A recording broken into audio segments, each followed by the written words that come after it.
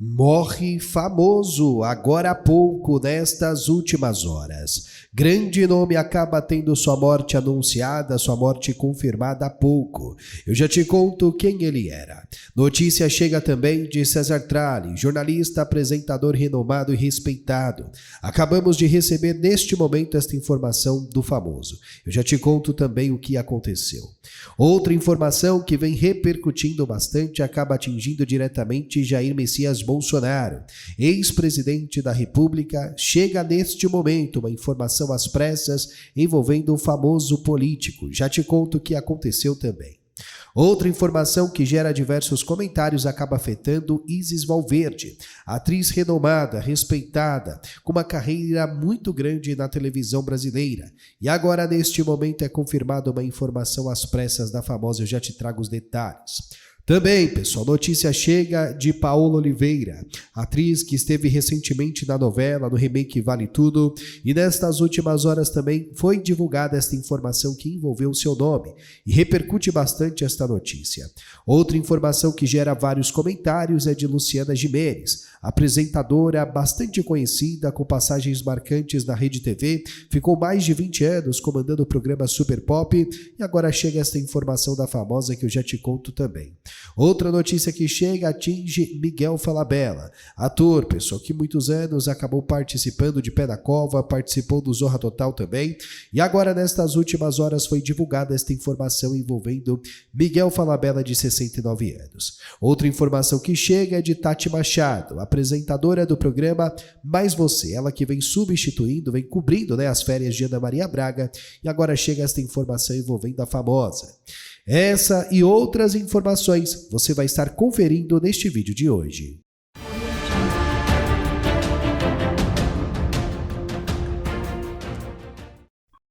Segundo informações divulgadas pelo site de notícias Área VIP, durante o Jornal Nacional, o jornalista César Tralli revelou novos detalhes sobre o acidente aéreo que terminou com a morte de 6 pessoas no último domingo, dia 14, no Recreio dos Bandeirantes, na zona sudoeste do Rio de Janeiro.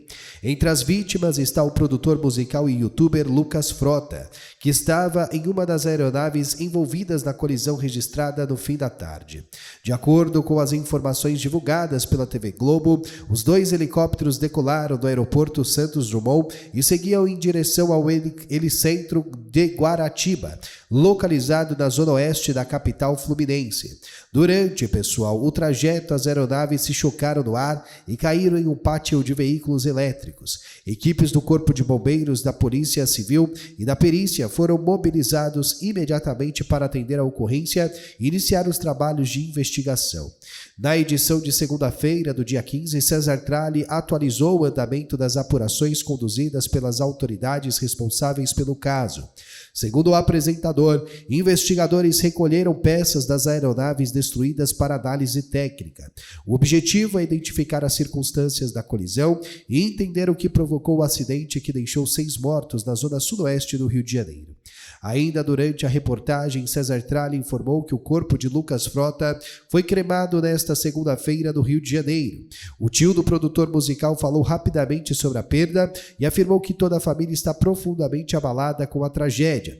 No que diz respeito às investigações, o delegado responsável já ouviu os proprietários dos helicópteros e agora tenta descobrir se torres de controle de aeroportos do Rio registraram diálogos entre os pilotos antes da colisão. Bom, pessoal, mas e você? O que você pensa sobre esta situação toda envolvendo César Tralli?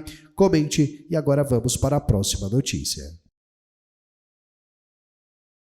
Segundo informações divulgadas pelo site de notícias Área VIP, o ministro Alexandre de Moraes determinou que a defesa do ex-presidente Jair Bolsonaro apresente explicações em até 24 horas sobre a pistola calibre 9mm apreendida pela Polícia Civil do Distrito Federal.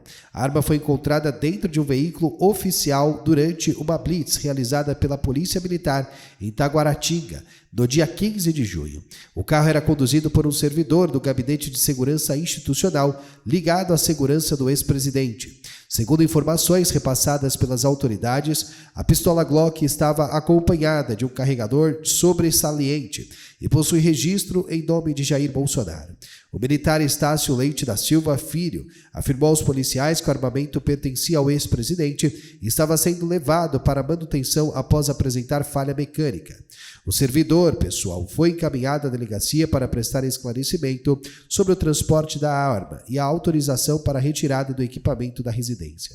Na decisão, pessoal, Alexandre de Moraes quer esclarecimentos formais sobre a origem da pistola, o motivo de a arma permanecer na casa de Bolsonaro durante um período de prisão domiciliar e a razão do envio do armamento para reparo técnico.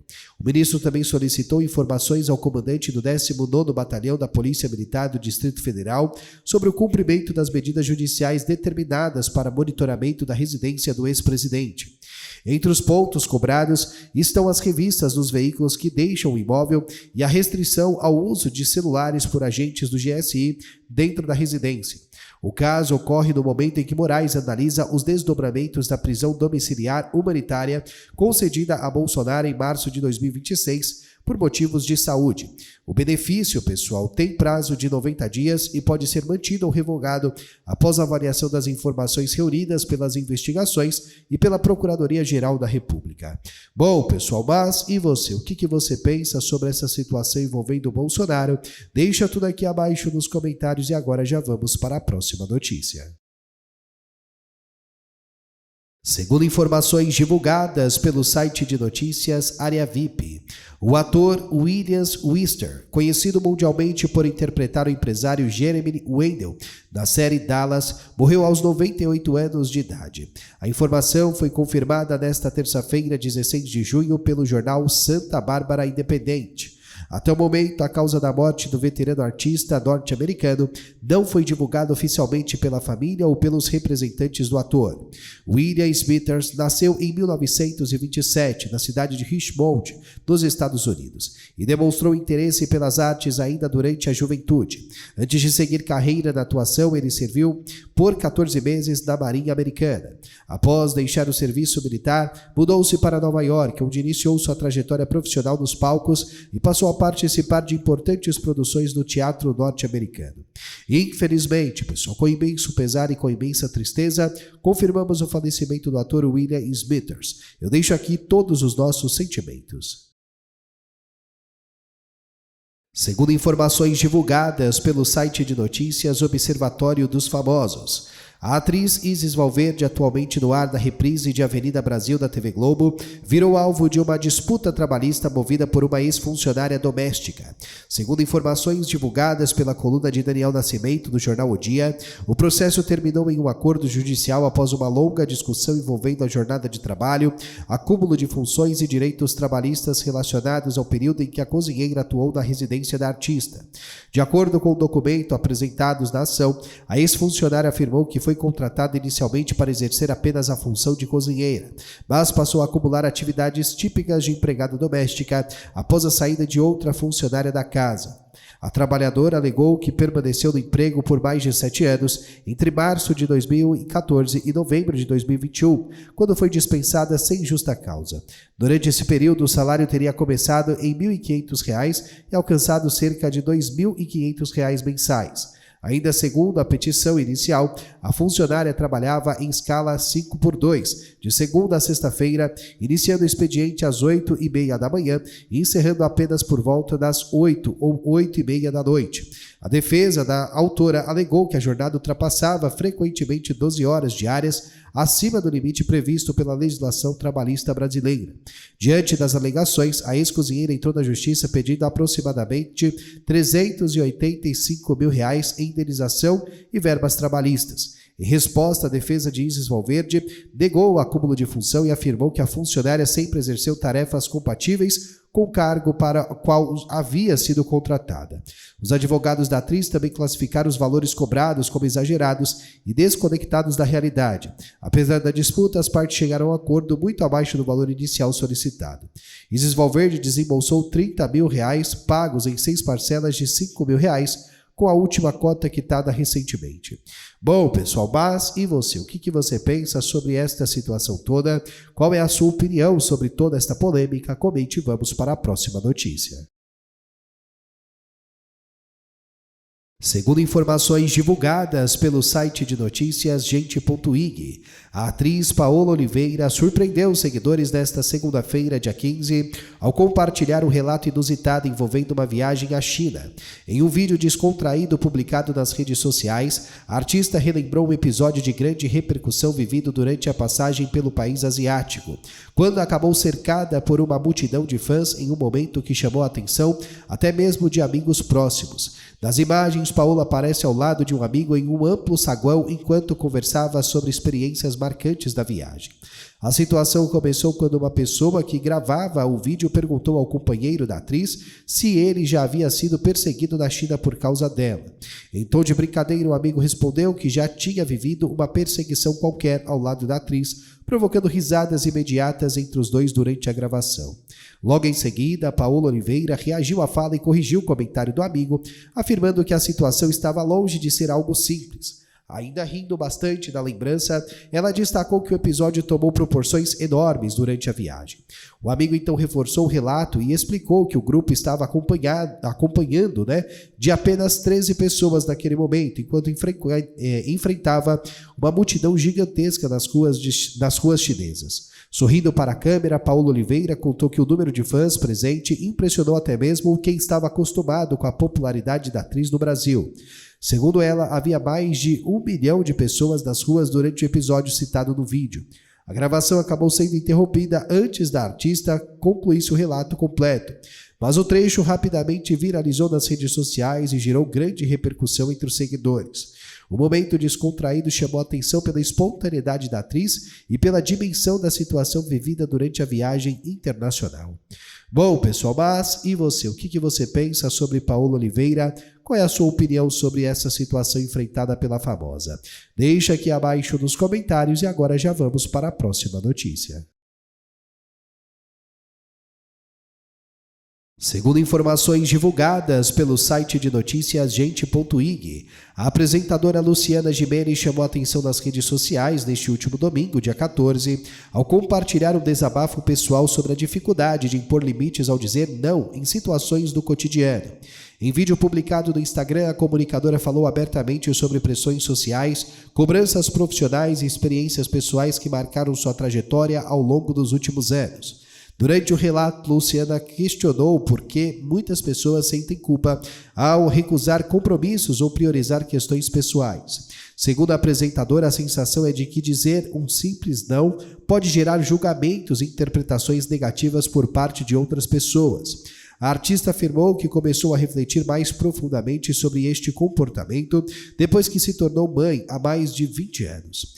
Na gravação, Luciana relembrou comentários que ouviu após o nascimento dos filhos. De acordo com ela, algumas pessoas chegaram a afirmar que agora ela teria uma desculpa para evitar eventos e compromissos sociais. A apresentadora contou que ficou surpresa com a situação e passou a analisar como a sociedade encara decisões ligadas à preservação do tempo pessoal e da saúde mental.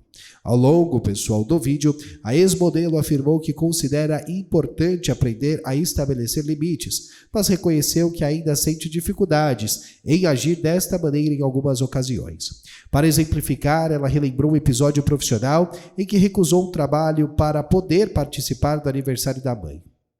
Segundo Luciana, mesmo sendo uma decisão pessoal legítima, ela se sentiu desconfortável ao comunicar a negativa por receio de parecer desinteressada ou sem vontade de trabalhar.